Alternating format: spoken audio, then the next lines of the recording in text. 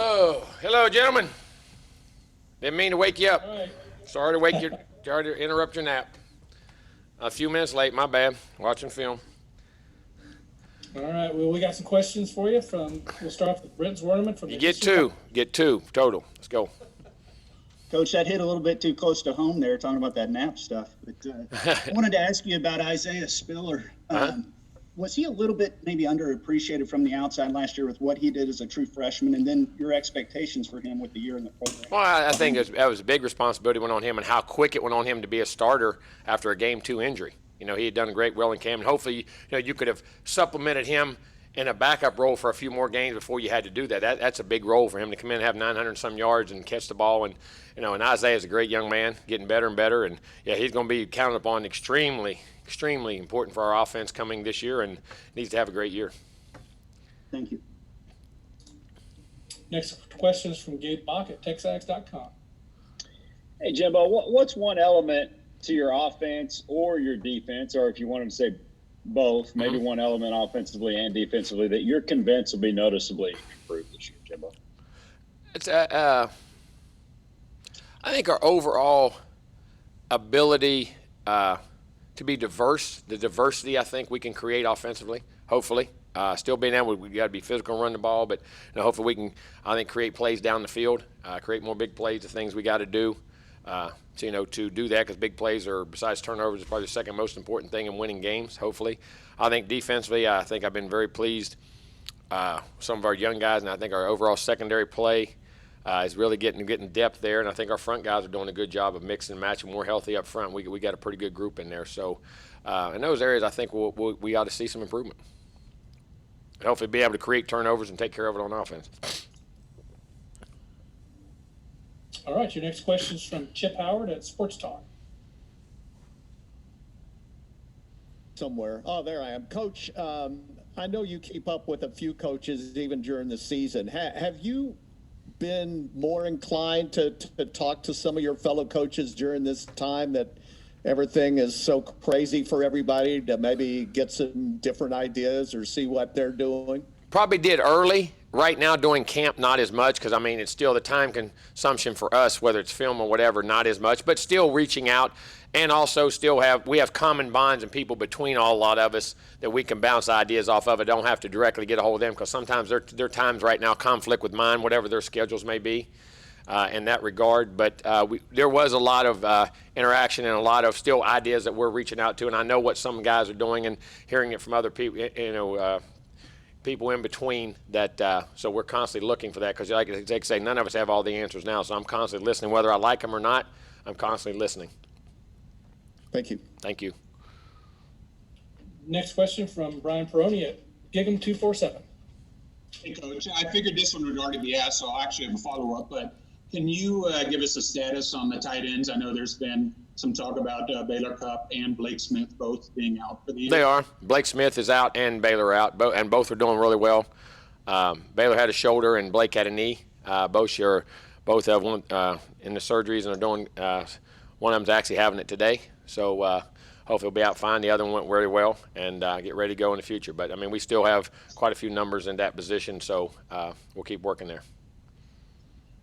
Right, and my follow-up is Jamon Osmond. It seems we haven't really seen him much or at all on the recent videos. Is something going on with him? Is he still in camp and healthy? And have you had any other players opt out since the two defensive backs? No, we haven't guys opt out. We've had guys miss practice for different reasons and different things, but Oz is still with our team, and sometimes these guys take a little time to reflect on different things, but Oz is still on our team and on our roster. Yes, sir. And we're a lot of our younger guys are getting a lot of work. All right, your next question is from Travis Brown from the Bryan College Station Eagle. Hey, Coach.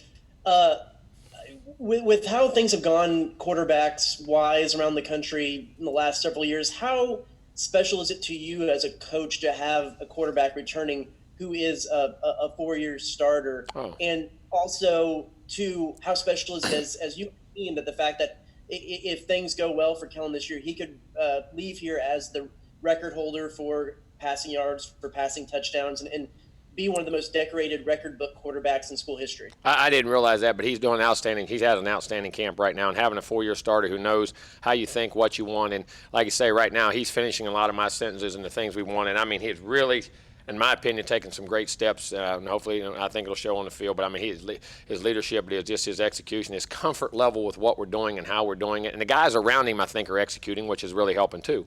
So in that regard, it's good. And then our 2 young guys, and I've been very pleased with them too. But having Kellen there has been huge, and I think he's doing a tremendous job right now. Thanks, Coach. Thank you. Next question's from John Wilson with KBT.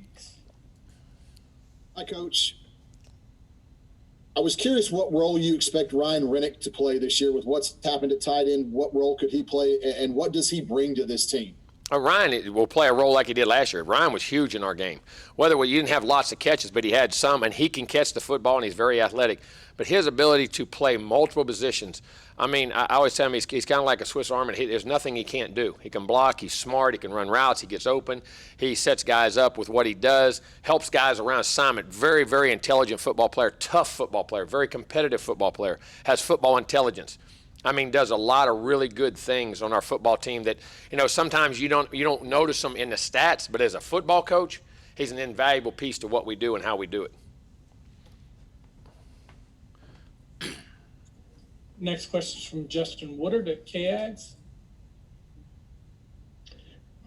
Coach, building off the more versatile on offense, wondered how your relationship or your communication with Coach Dickey has evolved since y'all have now been together for 3 years, and just the ideas you bounce off each other, and maybe he comes up with something and you're like, hey, that's pretty good. I like that. Or very much so. You understand, Daryl's been a very successful football coach as a head coach, as an offensive coordinator at multiple places, at multiple levels of football.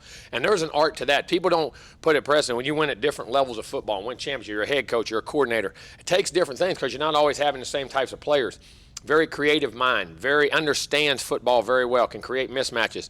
We share some great conversations along with I think our offensive staff, this is one of the best staffs I've ever had. Not the other staffs have been good. It's a very top-notch staff in understanding the big picture of what's going on, not just at your position, but how it intertwines with the offense and how you got to play and do things. Our staff, we have a very good staff of idea people and understand the big picture, in my opinion. It's still coach toughness. But Daryl's done an outstanding job right now. I mean, I think, I feel very comfortable with where we're going offensively right now, and he's been a huge part of that.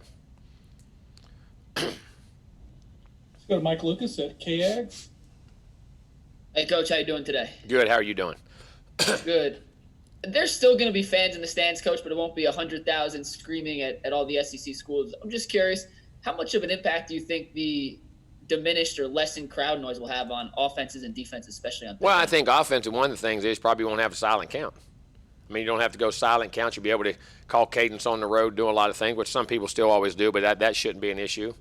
That'll be a very interesting thing because you heard the pro players in the NBA say that, even baseball, that, trying to feed off the energy of a crowd, the home crowd, the visiting crowd, whatever that may be. I think it's going to be an ongoing learning experience for all of us. Players, coaches, everything, feeding off that energy and things that go up. I don't think we can answer that question until we get in that arena. I mean, it's very much like spring games and things like that, but some of them are even more packed than we're going to be allowed to. We've had more players at spring. I mean, more people at spring games than we'll even be having here. So I think it's ongoing.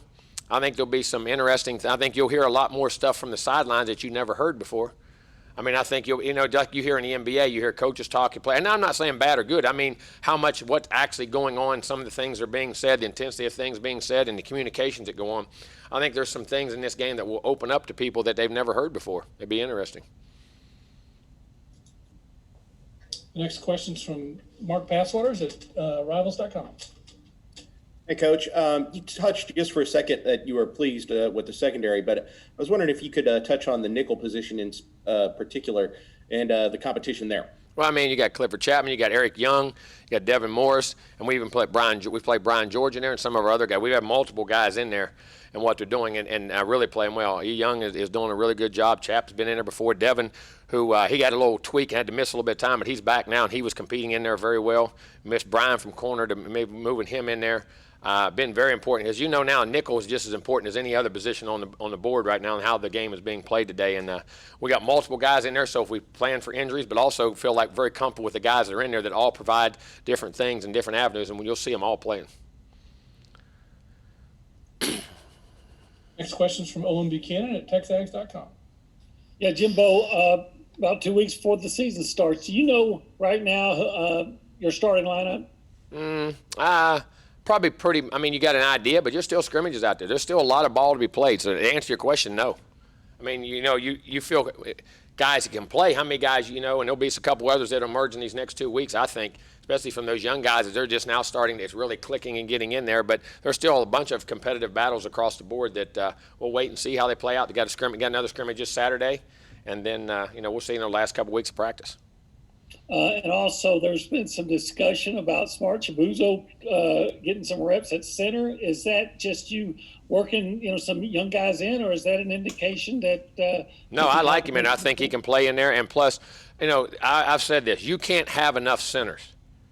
We talk about quarterbacks and all these other positions, and all the other. Center is a very unique, hard thing to do, and you got to develop guys there. So I'm trying to make a plan to have guys that I think he can have he's a big guy, he's physical, and big as inside D tackles are now, holding the point and getting things up there. I think he has a chance to be a very good center in the future. I really do. All right, next question is from Gabe Bach at TexAgs.com.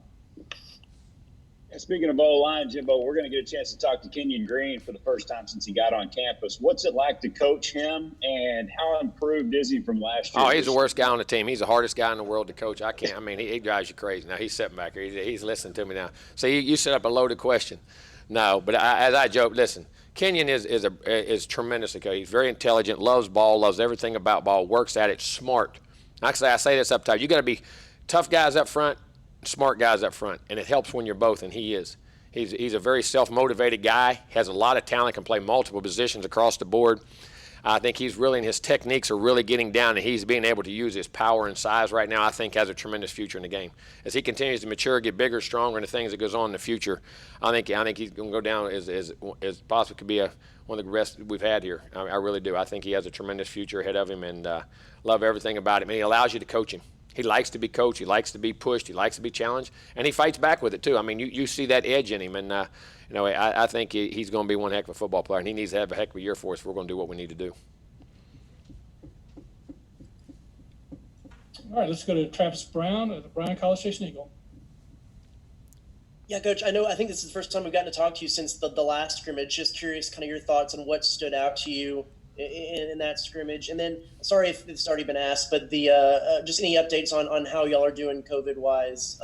Doing excellent COVID-wise. I mean, I'm very, very, very, very proud of our players and what's going on COVID-wise and how we're handling things. I mean, guys, it's extremely minimal, and we're doing a great job. We're not have many guys at all missing from these situations. Scrimmage-wise, one of the things that jumped out to me the most offensively was the lack of organization and preparation things, because it's the first time you've actually been live since last December when you were in a bowl game. I mean, so, very few pre-snap penalties. Had a few, but very few. And some of the younger guys took care of the football very well. Carelessness with the ball, getting hit, getting tackled. In that regard, not a lot of that. Execution of getting plays communicated from the sideline into the game, the communication levels, not having delay of games, not having all the things that, you talk about the ball part, but those things procedurally, they're self-inflicted wounds that you could control. And our guys were very locked in and have handled that very well. Our coaches and players did an excellent job of done in camp of doing those things. It's something we put an emphasis on because we haven't done it in a while. You know what I mean? And getting out there in the game. Those stood out. Competition was really good. Loved it. Defensively, I thought we tackled well in space, which is always good. Offensively, we made big plays in the game, but defensively did some really good things. Got some pressure on the passer at times in key moments. Contested balls. Some of the young players are really emerging and going to provide a lot of depth. The older guys, just how they played and competed, and leadership of the group was very good. And for a first scrimmage, I mean, there's a ton of work to do, but from an organizational standpoint, a procedural standpoint, I thought was really good. And you saw, those young players along with the old players. You wouldn't throw any of those young guys back. We got the right guys. Just got to keep developing them. Thanks, Coach. Thank you. We'll finish up with two more questions from Robert Cessna and then Britton Zwerman. Jimbo, you mentioned big plays and turnovers earlier as deciding games. Why weren't your team able to get a lot of turnovers the last 2 years, and why do you feel it'll be different this year? Well, I think it's experience, knowledge, athleticism, pass rush. I mean, you got to get pass rush on things, strips, and you're playing good football teams. And sometimes turnovers, sometimes you can try too hard. You got to be fundamentally sound, tackle, strip, great angles, create long yardage situations, be good. And like a couple years ago, really good numbers on defense didn't create the turnover. Sometimes you do, sometimes you don't. And but we need to do that and put an emphasis on it, and we're trying to. But at the same time, you got to stay fundamentally sound in what you do. And I just think our overall athleticism and knowledge of what we're trying to do and how we're doing it in the multiple schemes we'll be able to do, and providing more depth for pass rush guys, coverage guys. You can give guys a break in the secondary and keep a higher rotation, keep fresh players. I think all those things don't matter. All right, Brent, finish it. Jimbo, I don't think I've ever heard teammates praise a younger player more